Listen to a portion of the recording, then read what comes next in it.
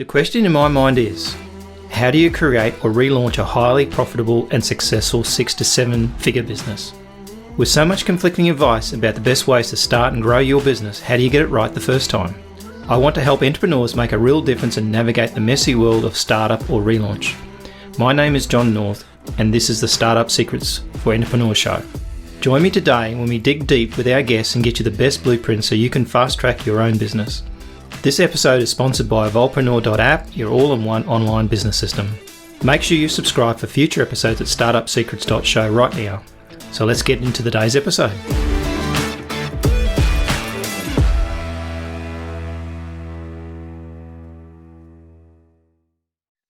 Hi, I'm Jase Webster. I just did an interview with John North on the Startup Secrets Show.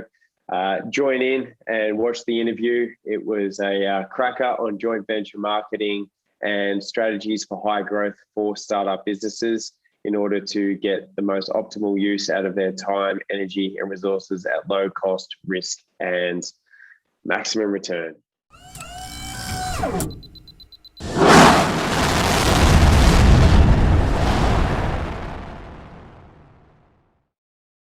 And my very special guest today is Jase Webster, who is from Joint Venture Marketing, and we're going to talk about the world of JVs. So welcome, Jase, to the show. Thanks, John. Thanks for having me. Cool. Thanks for that, man. So today's episode is designed to be quick, and we want to get a secret to JVs. And so give me a bit of an idea of what the best thing a startup or new entrepreneur can do to get their business up and running quickly, in your opinion, and then we'll sort of dig into that from there. Yeah, sure. Well, look, as it says, my business is called Joint Venture Marketing, and from a startup or scale up stage business, it's very well known that joint ventures have been around since the days of Babylon, and they're the fastest way in order to go from startup to scale up very, very quickly. And what we like to do with that is we like to, one, identify exactly who our target market is, find out who actually has them at mass, as in who has access to that database. It's already built the reputation, the trust, and already served them in some way. And then we go in and leverage that trust and that effort by gaining access to that database, therefore coming back in to your business as clients, or customers, if you want to call it that. Right. And so what's the, I think probably you find this as well, I found this with clients, is they're very fuzzy in their ideal customers. So they sort of like get some basic idea. But what have you found in that situation? If you go into a JV scenario and you're quite fuzzy on who your best customer is, isn't that a recipe potentially for disaster? Absolutely. If you're not clear on exactly who you're targeting, then the channel of communication to reaching out to the partner is going to be distorted, and therefore they will not be able to see the value that you can give their clients, and therefore the partnership just won't work. Also, at the same time, if you're in business and you don't have a clear understanding or knowledge of exactly who you're targeting, then that's a recipe for disaster as well, because if you go out and serve everyone, then it's going to stretch you way too much. And that's what we find. Like, when I started up in my business, I was working with a whole different broad range of individuals and companies. And then what I did was, over time, is I worked out exactly who my ideal client was based on experience, which I found it to be tech companies and professional services that I worked well with the most, other than, say, products that would have sold at high volume, very different. So what's the difference between like a generic product and trying to do a JV and something a little bit different? Like what's your view on that? Yeah, so when it comes down to joint ventures, the partner actually has to see the value in it. If they don't see the value in it, then they're not really going to advocate or endorse you to their clients. So having a unique selling proposition or something that is different to the marketplace will separate and differentiate you, which therefore it will be important. And their customers then have to value it as well. And you really want to be able to boost the reputation, because whilst the money's good in partnerships, reputation, that comes at the forefront of anyone's mind. They want to know that who they're working with, one, has a proven and predictable service or product, And number two, they're going to deliver on the back end. And as a startup, that could be questionable because you're new to the marketplace, and things aren't always as clear.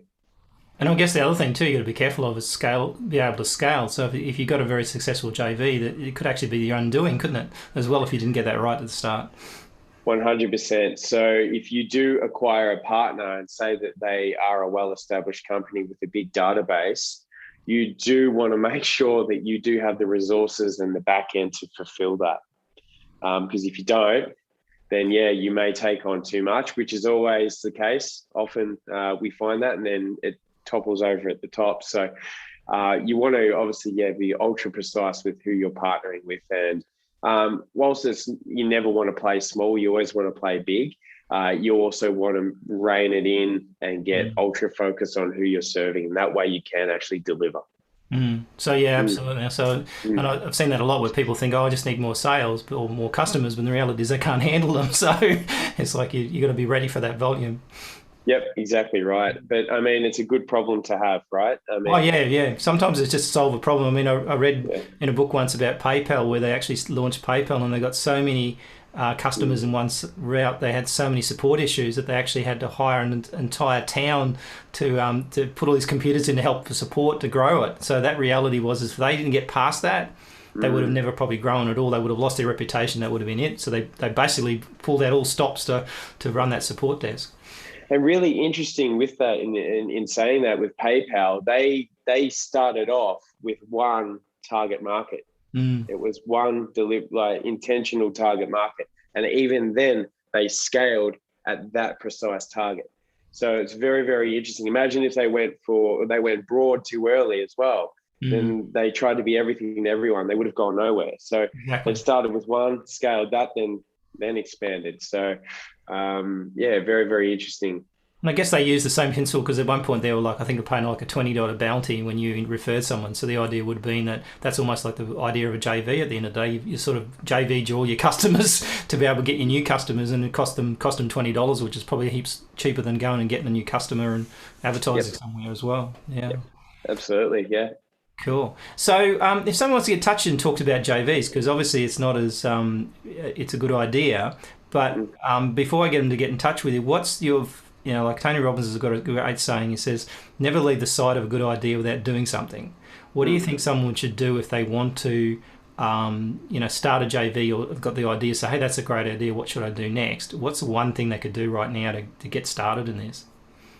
Yeah, that's a good question. So the first step I would say would be, one, identify and get ultra clear on who you're looking to serve. Then number two, do the pragmatic research around who has access at scale to that individual that you're looking to serve. Then have a conversation with them. And you could do that by simply researching on Google who that individual company is. And then go to LinkedIn, find out who are the team members, who are the decision makers within that organization, and then pick up the phone and call them. Or I would say that would be number one, pick up the phone and call them, or reach out to them and do a LinkedIn introduction and just say, hey, are you open to strategic partnerships or alliances? And see where it goes from there. And you never know your luck, right?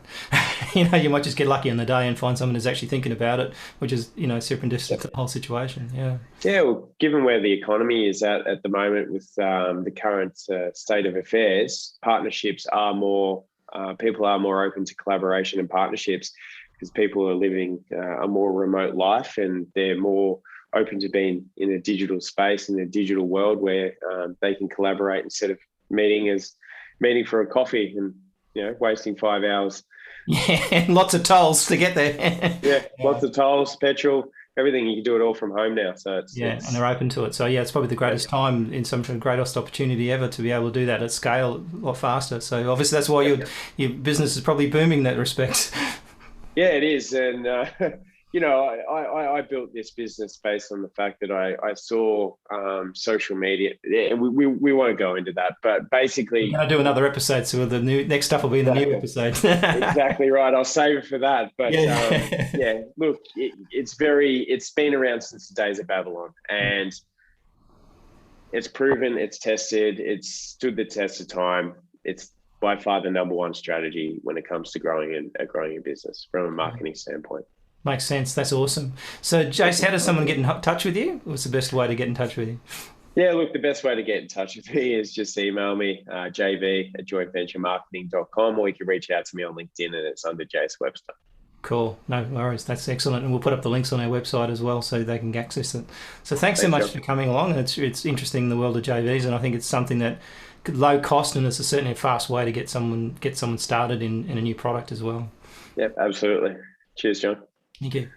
Hey, John North, your host here. Stay listening for the next short episode where we cover secret number 3 with Jan Coe, discussing a powerful strategy to launch your business with instant authority. You won't want to miss this one. That's a wrap on another awesome episode for the Startup Secrets Show for entrepreneurs. Just before you go, if you like this episode, we'd be very grateful for a 5-star review. Please also consider recommending the show to a friend or two. Make sure you subscribe for future episodes at startupsecrets.show right now. Until next time, if you're an entrepreneur, make a start on your next great business idea today.